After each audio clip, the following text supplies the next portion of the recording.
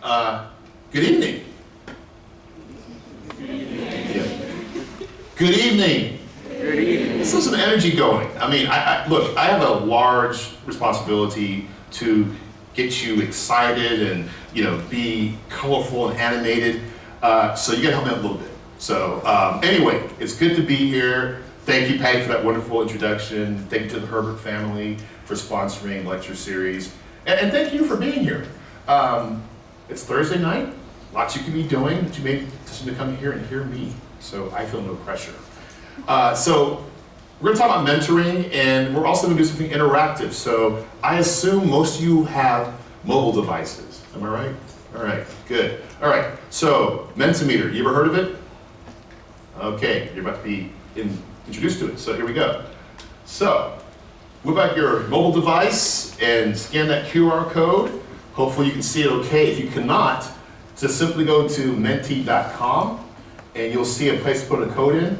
The code is 7406 1335. Some of you are definitely Mentimeter users. You know how to use this. And once you are logged in, you will be able to participate and also follow along the slides. So if you get bored looking at me up here, your phone will have it on there. So yes, I'm letting you use your phones in class. That's awesome. Give you a few seconds to do that. I have to make a sort of sidebar comment about the weather. How many of you are from out of state?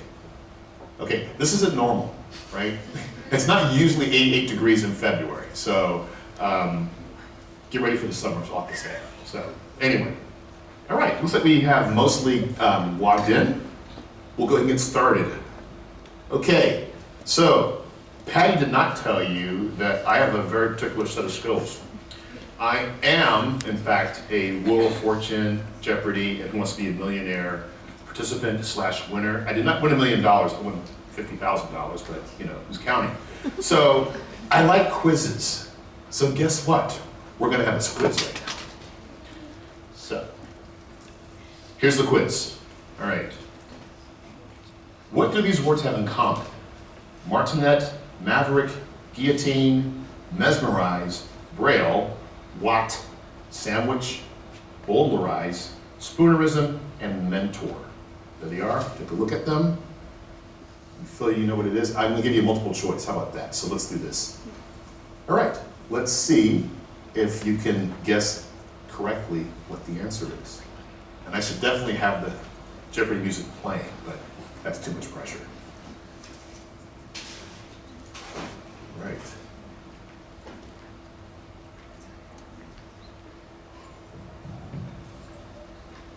Now this is class of 28 here, right? 27. Okay, all right. Oh, pretty smart. Okay, let's see what the answer is.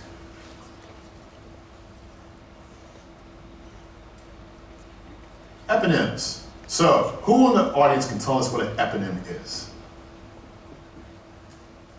One of the 83 of you who answered this correctly can do this, right? Unless you just guessed. Shout it out, go ahead. It's words that are named after someone. A word named after somebody, very good. So you'll notice back in this slide, we have the word mentor. So how many of you knew that mentor was actually somebody's name? All right, well, let's do a little classics review here. So, you all know the Odyssey, right? Yeah. And so Odysseus is gonna go on his big journey and do his big thing. And so he's got a son called Telemachus. And Telemachus is a young man at the time, he's probably a teenager, my kid at home. And he's like, I can't leave this kid by himself. I gotta have somebody watching over him. It's like, my BFF, mentor, I'll ask him to look after him. And so there was actually a book called The Experiences of Telemachus, and the word mentoring comes from there. Now, it's a Greek name. So a couple years ago, I was visiting some friends, and one of my friends had said, yeah, my friend mentor's coming. And I'm like, oh, your friend's mentor is coming. He's like, no, my friend, mentor is coming. And I'm like, what? So I met a guy named Mentor. So anybody who's Greek in the room might have a relative named Mentor. All right, so now you know where the word mentor comes from. You might recognize some of these famous cinematic mentors. I want you to think about maybe adjectives that would describe a good mentor in your own recollection. So there's absolutely no pressure to give a correct answer, but let's do that right now. What makes a good mentor? So you've got 3 options to give, and this is going to create a word cloud, and the word cloud will sort of make bigger words by frequency, and as soon as we see more answers, I will do what's called some very quick in vivo coding to figure out what are the common themes I see here. And I'm really happy to say that when I do this exercise, typically I see all correct answers. And so I'll start responding. So the one that seems to be the most popular response is supportive. I think that's actually right. Caring, guidance, encouraging, understanding, a leader, trustworthy, supportive. So I think you all get it. And what I actually will do is we can come back and look at this later on, but I look at all of these words and I think every single word I see so far, it's getting kind of small, I can't see them all, look like they're right answers. These are all things I would consider to be part of the mentoring experience. But we're gonna actually go a little bit further and actually define it, so you'll actually have a working definition. So let me talk to you about the research I've done on mentoring. So I went to graduate school in 2001, so impressive. That's like the black and white TV era, DVDs, 4:3 ratios on TVs. I started graduate school then, and I was interested in going because I was working, as Patty told you, in the field of student affairs. And I always had somebody who was just ahead of me in the profession doing cool stuff. I could learn from them. I would consider them mentors. But I got to a point where I didn't see those people anymore. And I was kind of worried about my own trajectory. What will I do next? Who will support me? And so I went to graduate school wanting to know the answer to that question. Who's going to help me get to the next level? And I didn't know at the time. That's what mentoring basically is. And so I first encountered a book by a guy named Daniel Levinson, psychologist. It's called Seasons of a Man's Life. And he actually wrote a book a couple years later called Seasons of a Woman's Life. But the book talked about what we would call adult development. And it essentially said, at a certain point in corporate environments, the men who don't get to the very top of the pile, who aren't the presidents of the organization, often redirect their energies to people coming behind them. So that was the first time people started talking about this idea of mentorship. And the same thing was true when he researched women in organizations. And of course, the roles they occupied were things like being a teacher, sponsoring people, being an exemplar, being a counselor. A little bit later, Sharon Merriam, who's an educational researcher, wrote an article called Mentors and Proteges, a critical review of the literature. And you just said the word protege, because right now, it's kind of in vogue to use the term mentee versus mentor, right? But back in those days, it was protege, which is very fancy and got a lot of those diacritics on it. So we've changed it up a little bit. But what Merriam discovered is like, wow, there are like 125 definitions of mentoring. So what is it exactly? So one of the biggest things to do is to figure out what are we talking about when we say mentoring. So later on, in the upper left-hand corner is a picture of Professor Kathy Cram, Boston University. She wrote a book called Mentoring at Work. And so she started talking about, well, mentoring is part of what we call developmental relationships. And basically that is an array of relationships that exist that include things like role modeling. So you have a role model, you may know that person, they might know you, right? It's somebody you're emulating in some kind of way. A sponsor, somebody who helps you achieve a certain goal that's technical in nature, right? But mentorship's a little bit different. It's kind of the deluxe package.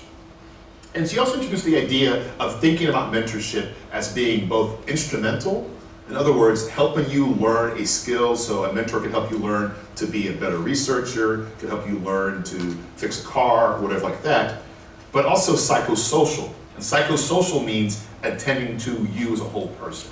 So a mentor is different from a sponsor because a mentor is actually invested in you as a human being. So they care about how you're feeling, they care about how you're navigating the world, as well as caring about how you accrue the skills they're trying to teach you.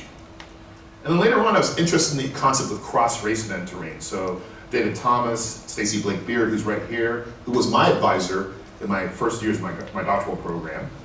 And basically the idea that mentoring across identity differences, whether it's race or gender, sexual orientation, whatever it might be, it requires a little bit of understanding and connecting about the salience and the importance of those identities. So if you both feel that whatever identity is salient is not that important, not a problem. If you both feel it's very important, not a problem. If one of you feels it's important and one of you feels it's not important, a little bit of a problem.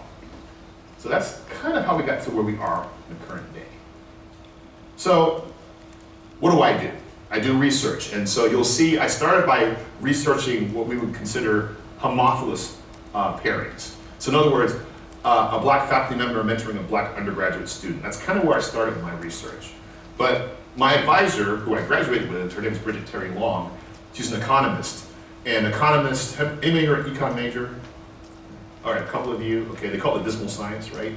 So I went to Bridget's office one day and said, Bridget, I got my dissertation project ready. I'm gonna study black faculty and black undergraduates. She's like, that's great. What is your comparison group? I'm like, excuse me? She's like, you need a group to compare them to. I'm like, I don't think I do that, but she's the advisor. Lost that battle.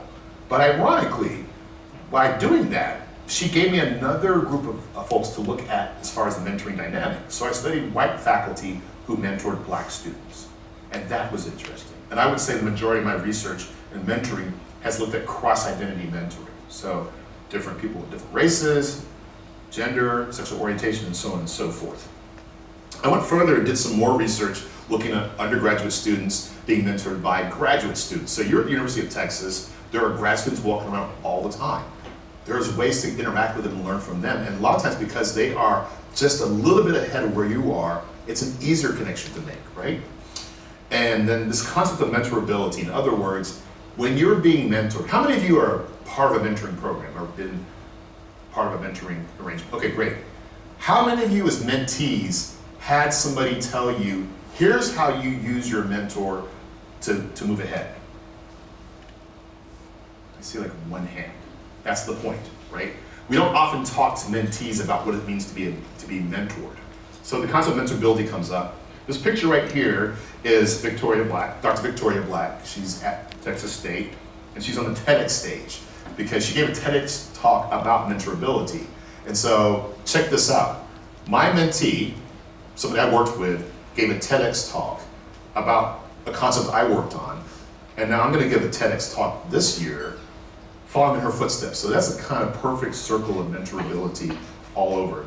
The upper picture are some of my former students. And in fact, we were all in a meeting and I was like, let's get a picture together. And so literally, everybody in that picture is either one of my advisees or one of my students. Patty, you weren't there that day, but Patty should be in there too. So, mentoring is interesting. And I'm very fortunate, and thank you, John. John's in the front row. One of my first hype people for my book came out in the fall. And it's called Restorative Resistance in Higher Education, Leading in an Era of Racial Awakening and Reckoning. And there's a little blurb there by a mentor of mine, Greg Vincent, who used to work here at UT. And essentially, this is a book sort of chronicling both my mentoring research, my research on diversity, equity, and inclusion. And I've been doing this work for 30 years, so it's exciting to be in a place where I can kind of put it all in one paper, one book, I should say. I'm in a field where we do a lot of articles, so it's kind of to say, like, hey, I got an article, read it. Now I have a book that people can read. So it's probably in the UT library as well, so check it out if you have a chance. So, the official mentoring definition, here it comes. A mentor is an individual with expertise who can help develop the career of a mentee. A mentor often has two primary functions of the mentee, for the mentee. The career-related function establishes the mentor as a coach who provides advice to enhance the mentee's professional performance and development. The psychosocial function establishes the mentor as a role model and support system for the mentee. Both functions provide explicit and implicit lessons related to professional development as well as general work-life balance. So, you see the two functions that Kathy Cram talked about, instrumental and psychosocial, right? So APA, thank you very much, good job. Let's talk about the higher ed situation, where you are right now. So, in higher education, we define mentoring as a personal relationship in which a more experienced, usually older, faculty member or professional acts as a guide, role model, teacher, and sponsor of a less experienced, usually younger, graduate student or junior professional. This is from Brad Johnson. He's at the Naval Academy. And it says, usually, right? So it's possible to be mentored by somebody who is younger than you and vice versa, right? And universities are often sort of places that age cohorts are very compressed. Most people on this campus are between 18 and 24 years old, right? Most people in the faculty are older than that. So that's why the dynamic's usually there, but it can be very different. I would also say that mentorship is a critical part of the socialization of faculty. So a lot of times the faculty members you have, myself and John and others, we were mentored as graduate students. And we probably take some of those attributes to our own work as professors. And anybody who aspires to be a professor, you'll probably learn about professing from the people you're working with right now. So that's an important thing to understand. So, that's mentors. How about mentees? The people who are on the junior side of the arrangement. What makes a good mentee? And we'll get you to give some responses, and I'll do some quick in. Somebody's very quick, by the way. Shout out to that person who is going to respond quickly. And I will tell you, looking at these results, again, in vivo coding on the fly, you're right on track. When I talk to mentors and say to them, what are the things and the qualities you want your mentor, your mentee to bring? They always say, I want them to be able to listen and learn, right? I'm gonna pour all this information or experience into this person. I want them to take something away from it. And one of the things that can be most deleterious to a mentoring arrangement is when the person is not responsive to feedback, right? Open-minded is there. Flexible, receptive, willing to learn. Flexible, respectful, understanding, curious, good listener. So lots about listening. So I think you all get it. This is really good. Once again, coachable. Sounds a lot like mentorability. Yeah, these are all exactly what I would agree to. Critical thinker. Absolutely. Very good. So you get it. I would say those are all traits that you need to have to be a good mentee. So, what are the best practices I've learned in my research on mentoring? I think the first thing I would say is trustworthiness. You know, if you cannot trust the person that you're being mentored by, the person you're mentoring, it doesn't go anywhere, right? And trust can mean things like, I asked you to keep a commitment, you kept it, or I need you to understand something that's personal or confidential, can you keep that?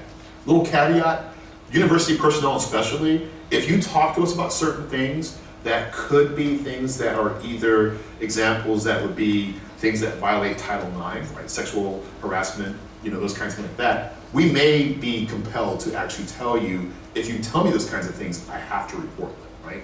So a lot of times it's important to understand those confidences are not ones we can keep. But for the most part, do you show up on time? Do you agree to do the things you agree to do? Honesty. I saw this in the previous slide. A mentor is here to help you, right? So sometimes the mentor is going to tell you, you're great, you're amazing, keep doing you. They might also tell you at some point in time, you know what? You should try doing this a little bit differently. Or here's some feedback that might be helpful to you, right? And if you can't give that kind of feedback both as a mentee or a mentor, then you don't really have a connection. This is really important, sharing networks. So think about the fact when you meet a person in the world, they're connected to other people. And for many of you who have career aspirations, you want to go to graduate school, you have all these things you want to do in your life, you're not going to find it in one person. What you're going to find is that one person will open you up to other people. So sort of think of it that way. A mentor is not simply helping you individually, they're also opening their networks. And they're also telling people they know, hey, this person's great. You should work with them. You should take a call from them. Take them for coffee, that kind of thing. Embracing intersectional identities. So we navigate the world differently. Our identities are different. And so if somebody understands that, it's obviously going to facilitate your ability to connect to others. Obviously, invested in your success. You can't have a mentor who's a hater, right? A mentor is supposed to help you, right? So if the mentor is as invested as you are, they're going to be the one saying to you, you should apply for this scholarship. You should go to this conference. You should participate in this activity. Even if you feel you're not quite ready for it, the mentor is often the person to say, you can do this. And it might be just a little bit beyond your reach, but it's definitely worth it for the experience. And then something that's often not talked about is the fact that relationships change. So, first of all, a mentor and a mentee are not mini-me's, right? So the idea is not to emulate your mentor exactly. The idea is not to do everything your mentor says, but it's to take it into consideration. You may feel that's not happening. You may feel exploited by your mentor. You may feel your mentor is taking advantage of certain things. And if that happens, that would lead to some toxicity. And that's when you have to end the relationship. And a lot of times, in one more recent research on mentoring, I've been asked a lot about sort of dysfunction in mentoring. And a lot of times it's this kind of stuff.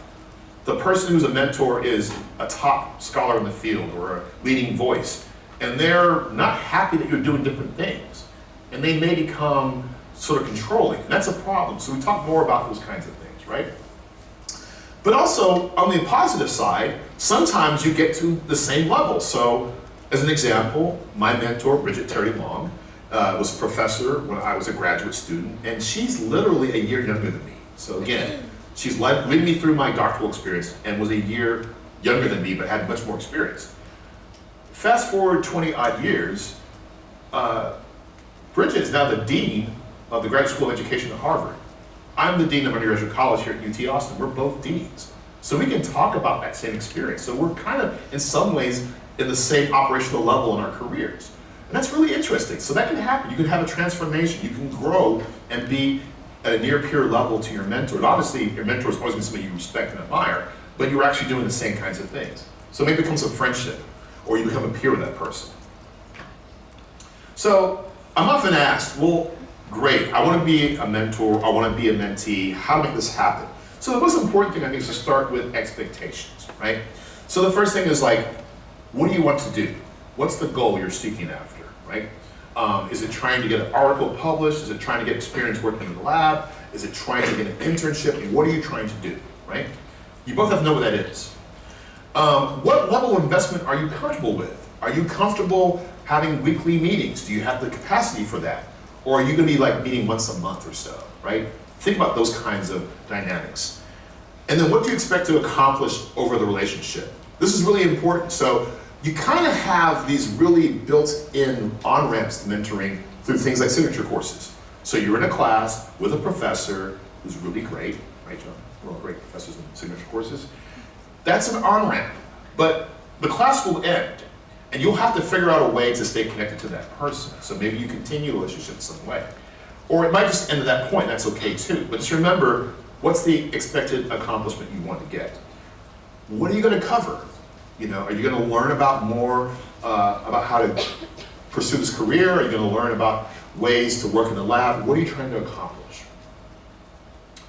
And then, of course, another really important piece is norm setting. So this is super important. How will you communicate? Will you be having meetings face to face? Will you Zoom each other? Will you text each other? All those things have to be worked out, and you have to both be comfortable with that, right?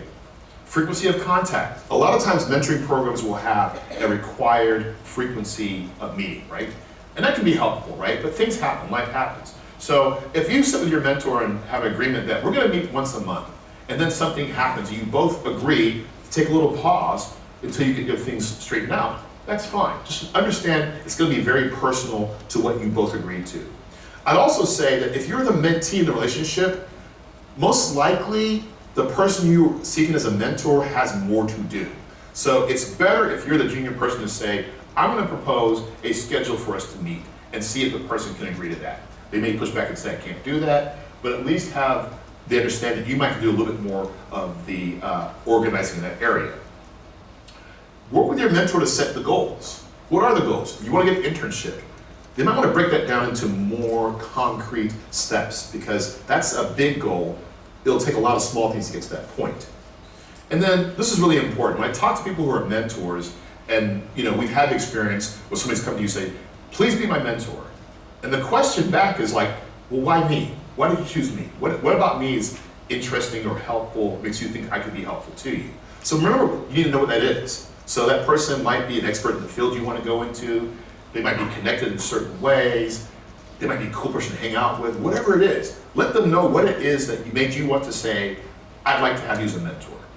And then, of course, mentoring is not just a one-on-one arrangement. In other words, look for multiple mentors. So I showed you those pictures from the films, and Luke and Yoda, for example.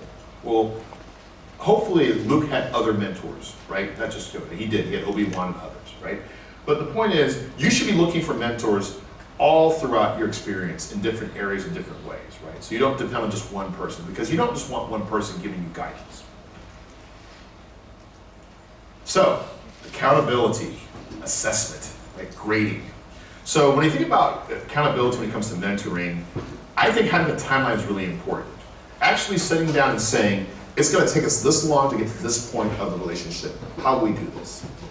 I think also being kind to yourselves. I just talk about the fact that life happens, right? We just went through a pandemic, which is still going on in some ways. So you might have to renegotiate and reassess your goals, and that's fine. It's also fine to say, I need more help. I need more people to assist me in this process. And of course, goal setting. I said this earlier, but collaboratively working with your mentor to set goals. The goals should be measurable and broken down, so you can sort of say step by step how you get there. Be honest and realistic, and of course, it's okay to reassess, right? If something has happened where you find yourself moving much faster, reassess your goals and change them. Or if things are going slower, that's okay as well. And then finally, not finally, but towards the end, reciprocity. What I mean by that is this idea of social exchange theory. And what that means essentially is that when you engage in a relationship with somebody, it's supposed to have some kind of benefit for you, right? Relationships that are one-sided, which you probably all know, do not usually end well.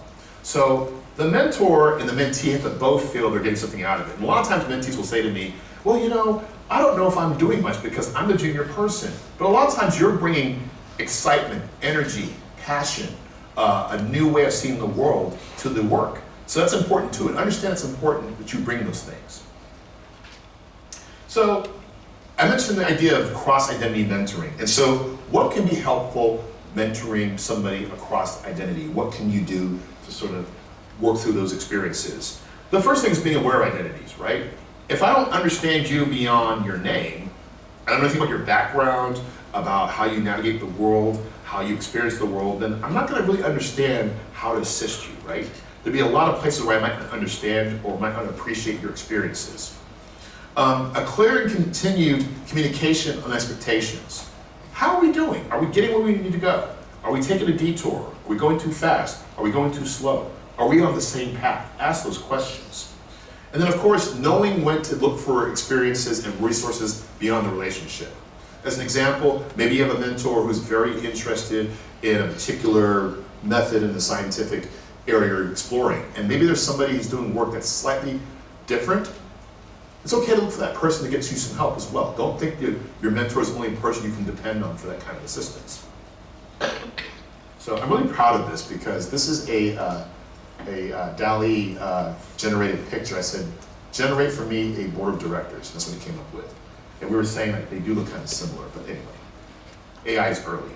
So I often tell students, you need to build a constellation of mentors or your own personal board of directors. And who can be on that board? It can be fellow students, it can be graduate students, it can be faculty, staff, and administrators at the university, people in the community. Don't think the only people you can access are people here at the university. Family members. A lot of times your first mentors can be people in your family, right? Professional contacts. You go to a conference, you come to see a talk at UT, you meet the person. And anybody else you think can be helpful to you, right? One of the most important things is to think very creatively about who can help you get to where you want to go. So as I close out, a couple of thoughts. It's important to know what mentoring entails. You have a definition now, and also to think about the norms, expectations, and accountability in the mentor relationship. Reciprocity, it's a two-way thing. If you're not getting in what you're putting out, if you're not getting out what you're putting in, that's what I meant to say, that's when you're not in the right place. Differences can be challenging but rewarding. So remember that when you're mentoring across different identities, think about how you can support that person and learn more about that person's experiences. Empathy, communication, a willingness to learn, and courageous conversations helps. And resources. I always tell students, the University of Texas has every imaginable resource that a university can have. It is most likely here somewhere. It's just finding out where it is. And that's where people who have been here for a while can help. And of course, take care of yourself and your colleagues. And as I close, I want to kind of close out by talking about my mentors. So these are mentors, and I have to say rest in power to Glenn Maloney and Dr. Jim Vick, who have passed away. But these are people who I met when I was close to your age. I was probably in my first or second or third year at the university, and they all helped me navigate this place. You may have heard their names. If you ever go to the Student Services Building, there's a Glenn Maloney room. So take some time when you go in there, look at the plaque, and read about Glenn Maloney. He was my mentor, my friend. If you've ever gotten advising done at the Vick Advising Center for Excellence, that's Dr. Jim Vick right there in the upper right-hand corner, left-hand corner. And yeah, so those are the people who mentored me, and I think that's important because the one thing I've learned from being mentored is that the work needs to be paid forward. So, with that, I will stop talking and allow you all to ask questions of me. So, thank you for listening, and let's have some questions. Awesome. I'm ready. I'm gonna walk over here because it feels right. All right, can you all hear me? No, yes. Yes, okay. So thanks for everyone who is submitting questions.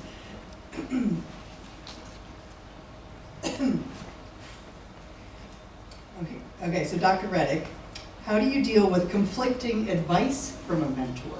Oh, good question, because mentors are always on the same page, right? No. So this is part of something you should know about mentors. So my research agenda started interviewing mentors first. And a lot of times I've asked mentors about the experience. They're like, I'm really afraid of giving my mentee bad advice or the wrong advice. Case in point, I was talking to a mentor and they said, a student came to me and said, should I take the graduate offer at Wisconsin or Michigan? And they were like, I don't know how to answer that question. And in reality, the mentor would have been relieved to say, you're talking to other people? Great. So it's important to get the multiple perspectives. And sometimes when you have an array of mentors to say, hey, one of my mentors told me I should think about this and see how they respond to it, right? So because people are different, they may actually say, no, my way is the best way of doing things. But most people will probably say, it's good to have multiple things because the things we're talking about are often, not necessarily things that have one correct answer, right? Which graduate school to attend is not one you can probably say, oh, definitely this one, right? University of Texas. But beyond that. So I think it's really important to understand that it's okay to have differences of opinion, and sometimes it comes down to you deciding how to weigh those two pieces, or even people you really trust, like a parent or a good friend to say, I've got these two pieces of advice, how should I sort through them? And then also, I want to honor the gut, right? Sometimes your gut tells you this is the right thing to do. Listen to that. Because a lot of times you'll get advice that says you should do X, Y, or Z, but then your gut's telling you that doesn't sound right to me. That's a really important thing to follow. So that's how I answer that question. Excellent, thank you.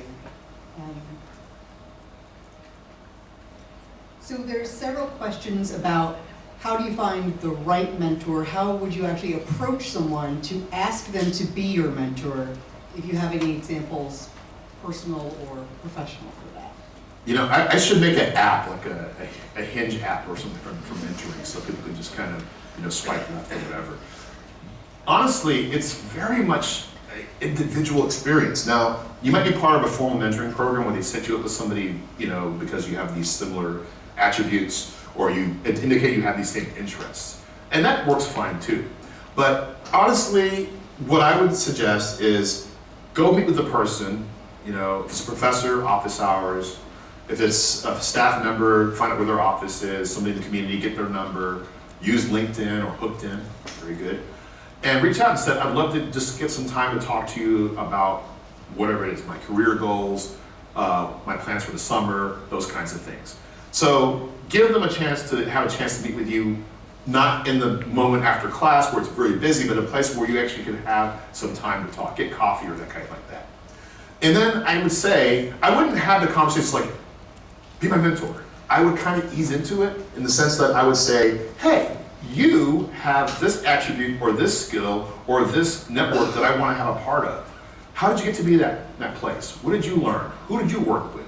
Those kinds of things. Because you're trying to weave a story and frankly, flatter somebody, right? Like, you're so cool, I want to be like you, right? And after you have that conversation and you get a sense like, you know what, I enjoy talking to this person, they enjoy talking to me, have another meeting. And then maybe you ask the question, I'm looking for my board of directors. I'm trying to put together a group of people to assist me in my journey. Would you help? And then you can start talking about what you need. 'Cause a lot of times people will say, well, I'm really busy. And you have to make sure they understand, like, maybe I don't need you every week, but I just want to be able to have contact or be able to reach out to you or ask you questions. And this is a really important point. Most people at the university, including yourselves, are really busy, right? So when you make a commitment, make sure you follow up on the commitment. This has happened to me a lot of times where a student and I had a great conversation. They're like, I'll be in touch. I don't see them until graduation. And it's fun because it means they probably found their way to the university, but the people who I've mentored are the people who actually have kind of followed through. And this is really important. It's easy to do it when you have a professor, for instance, in a class that semester, because you see them all the time. You probably won't pass their office all the time. Next semester, you might not see them as much. And I really like the fact that I've had students over the years just pop by or send an email and say, I'm doing this now, right? And invariably, and John can relate to this, we often get asked to write letters of recommendation. I get asked to do a lot of letters. So the students who I know who actually come and visit and keep me abreast of what they're doing, I can write much better letters for. And sometimes I tell people, I can't really write you a letter because I have met you, but I don't really know anything you're doing. Versus somebody who I've known for a while, who I've seen, try for the organization, be an organization, I can speak more effectively about that. So, you know, it's a process. It's like any other relationship. There are no sort of, you know, hacks. It's just like, do you feel being in conversation with this person is helpful or useful to you? And do they feel the same way? And you can get a sense, and it's okay if it's a little awkward. Like, look, from people who do have my job, faculty members, we can be a little bit awkward. You might have noticed that. So that's okay, but if it feels like uncomfortable, maybe not. But it's okay if it's like, it feels a little weird because first thing you meet somebody and you're maybe a little vulnerable, asking them for help, maybe it doesn't feel exactly 100% comfortable, but Patty and I are good buddies. But, you know, at one point I was Dr. Reddick, and actually it was Lily Brown. Dr. Moran. I was scared of her. Dr. Moran was somebody who scared me. Anyway. I was Dr. Reddick's TA in graduate school. That's right. Actually, and so. Look what happened. Look at that. You too can be. So I have a question that a few of you asked in different ways, so I'll summarize. What was a roadblock for you or a difficult time for you when you were an undergraduate? And how did a mentor help you through that or give you guidance around a hardship or a roadblock? Let's go back one slide. This is a great, thank you for that question. Okay, this lady right here, Mrs. Burt. I met Mrs. Burt literally the fourth day I was on campus. I went to a barbecue, free food, freshman. I was flaco back then, I was really skinny. I was like, hey, free food, I'm there, right? And I must have had a lot of food because she noticed me and said, like, you having a good time? I'm like, oh yes. And she says, well, we're having more programs this week, so come back tomorrow. And I came back to all the programs they had. And as the year went on, I was finding myself in academic difficulty, right? And the second semester at UT, my freshman year, I did not do very well. In fact, I occupied a position called scholastic probation. And so when that happened, first of all, I was like trying to do well. Now, I wasn't perfect. I didn't go to class all the time. 8 o'clock classes were hard for me. Might spend a little bit too much time with the drag at Le Fun Arcade. You know, maybe I was doing something I shouldn't have been doing as much, but I was in academic difficulty. And I started to think that maybe I am not UT material. Like, try out college. I'm a first generation college student, by the way. So I'm like, well, try college out. I kind of suck at it. Maybe this is not for me. And I remember going to Mrs. Burt and at some point, embarrassingly saying, you know, I'm not doing that great in my class. And she said, what's the problem? And I told her, well, you know, and she said to me, well, go to class. Okay, good advice. But she also said, there are places to go to get help, and everybody needs help. Like, the idea you're gonna go to university and just sit in your room and study and just get everything right away, that's not how it works. Like, go and seek out assistance. And I did. And it went better. Not instantly, but it got better. I started going to class more frequently, and I started asking questions when I was stuck. One of the things I did not understand was like, I'm the only person in the class that didn't get that concept. Bull. Somebody else didn't get it either. Go to office hours, ask the question. Ask in class if you feel comfortable doing so. Ask people in your class with you. So I learned to do that a little bit better. And as I was doing that, Mrs. Burt had mentioned to me that, hey, we have jobs in the summertime. You could be an orientation advisor at the university, which means you can walk around the university and show new students how to get around. I'm like, that sounds pretty cool, but I'm not doing well academically. Does that matter? But you all know this. Your orientation advisor was like amazing, right? You didn't ask what a GPA was, maybe you did. But you just said, this person knows the university. What a badass, right? And so I became orientation advisor. And in fact, that picture is me receiving the National Orientation Directors Association Student of the Year Award. And I did that for a couple of years because I really enjoyed doing that. And that's how I kind of got into the whole thing. So fast forward to today, Mrs. Burt is my son's godmother. That's how close we are. And she's retired now, but her mentorship started off as somebody who was helping me through a difficult time in school to literally a family member. So that's very possible, and the university can be that place for you. And I've been around long enough to have those connections with students that will come back and come and see me, and I meet their kids, which is really weird. I actually have been Uncle Dr. Rich for a couple of students already. I've had friends from undergrad who have kids coming here, and they come and roll up, and I'm like, you look just like your dad, you look just like your mom. That's kind of weird. So that could happen. So just know that that's part of what we're here for. Everybody at the university, on some level, subatomically cares about students writ large. That's why you would work here. So we might be the person to help you immediately or directly, but let us know if we can be helpful. And a lot of times, that's how we help students, because somebody who doesn't work in the advising center, who doesn't work in your college, found out you needed help and got you to the right person. So please ask the questions, and it's okay to be vulnerable. I'm sitting here as a dean of the university and as a Harvard graduate who's on scholastic probation. It can happen, right? So do not worry about those things. I mean, let me say it differently. You should be intentional about trying to do things to improve your experience at the university. Do not just let things happen. Excellent. Again, really good questions coming in. So we have one that said that someone's training to be a FIG mentor for next semester. Yay, go FIGs. What are some tips you might have for mentoring a large group of students, maybe 20 students in a group? How do you serve as a mentor to the whole group? So that's a great question. So remember what mentoring is. You're probably gonna have a hard time mentoring 20 people. Think about that for a minute. The psychosocial, instrumental pieces are gonna be very difficult. But being a role model, being a coach, and mentoring some is very possible, right? So you wanna be able to provide all the information, all the access points, and all the connections. But first of all, think about your networks, right? If you're a FIG mentor, who can you bring to the FIG class to introduce students to? A couple years ago, I had a couple of students who said, Dr. Reddick, come to my FIG class. And I went there, and I talked to students, and now their circle's expanded. They know me, I know other people, right? And if anything I've learned at the university, I know how to connect people to people, right? So think about how can I expand these students' networks. Think about the importance of listening, as you all talked about, because people will come to you and say, I have a challenge. And they'll tell you a story. And the story might be about academics, but maybe it's really about not feeling a sense of belonging, right?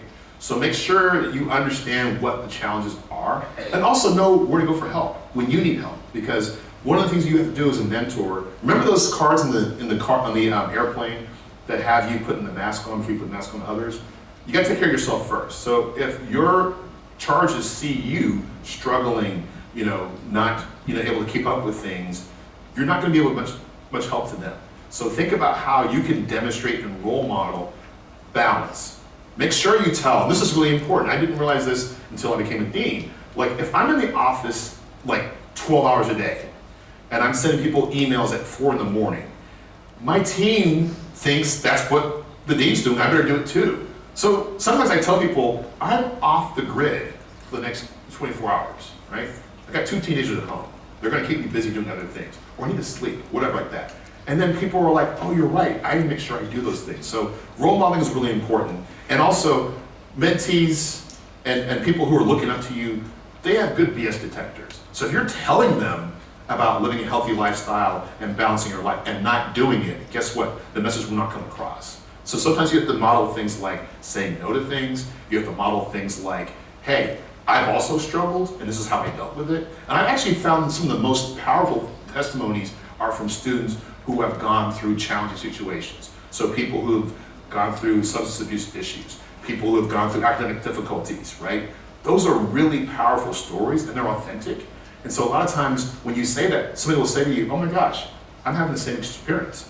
I told you I was a first generation college student. I told you about my challenges at the university. Hopefully that kind of resonates with some people in this room. Like, oh my gosh, that's my experience. I hope you're not on probation. But if you are, reach out. You can get out of it, right? You can overcome that. But make sure you don't kind of just say, it's just me in that situation. Because as Patty will tell you, we've probably heard every possible student challenge that exists in the world. So do not feel you're the only person who's having that experience. It's unique to you, but whether it's housing insecurity, whether it's food insecurity, whether it's academic challenges, we've heard it, we know how to help. So be that person who connects people. And also, I would say, make sure you are doing as much as you can to introduce students to the resources here. We've had the experience of looking at different universities across the country. A lot of schools don't have the things we have, right? We have a disability resource center that opened last year. That's one of the few in the state that we have, right? If you're a student veteran, we have a veterans center. We have all these things that are on the university. And a lot of times I meet students, it's like, did you know this is on the university campus? I didn't know we had that. And then they go find the people who are helping or working in the area they want to work in. It's amazing. So good for you, future FIG mentor.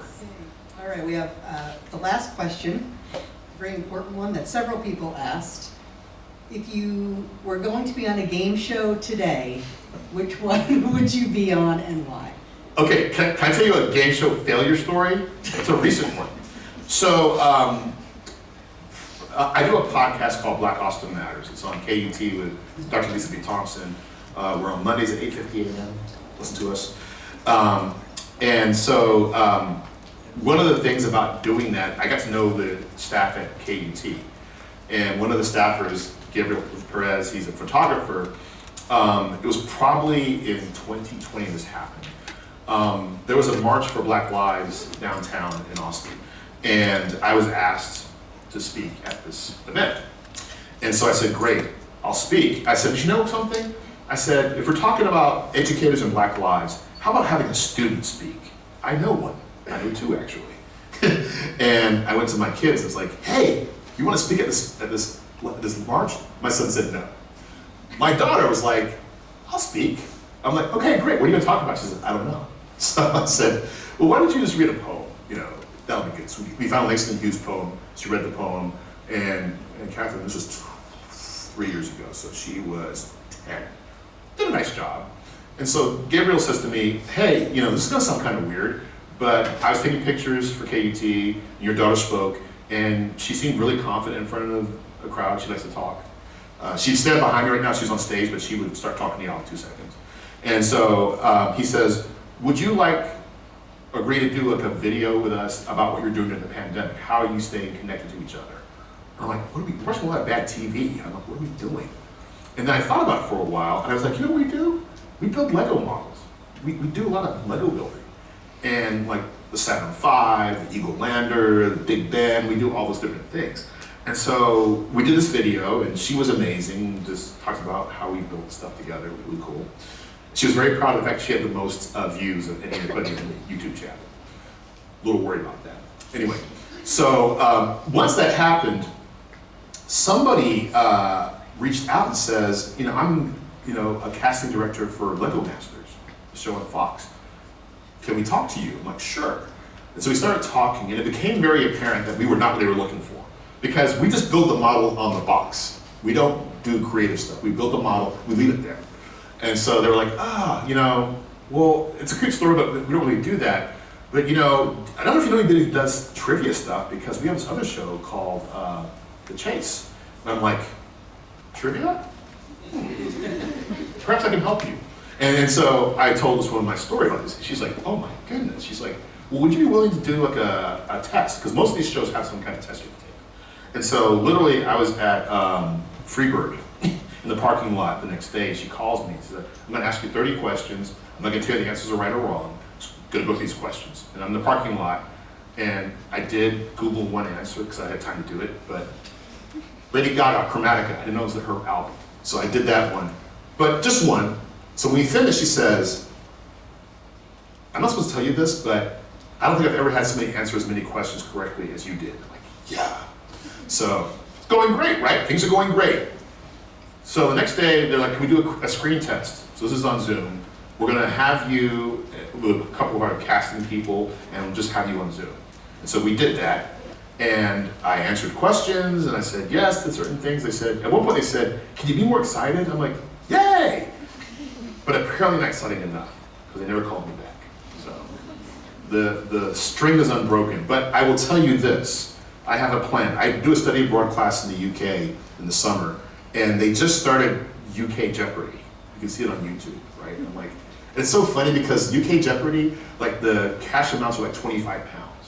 Not $100, 25 pounds, 50 pounds. And I'm like, I might write them a letter and say, hey, this American Jeopardy champion wants to try your show out. So I'll keep you posted. So I'm trying to be the first transatlantic Jeopardy dude, so cross your fingers.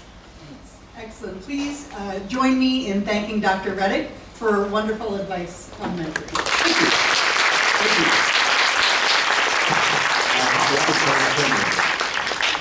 Thank you so much, and have a wonderful and safe evening.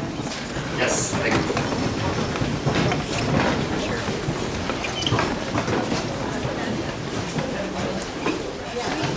Yeah.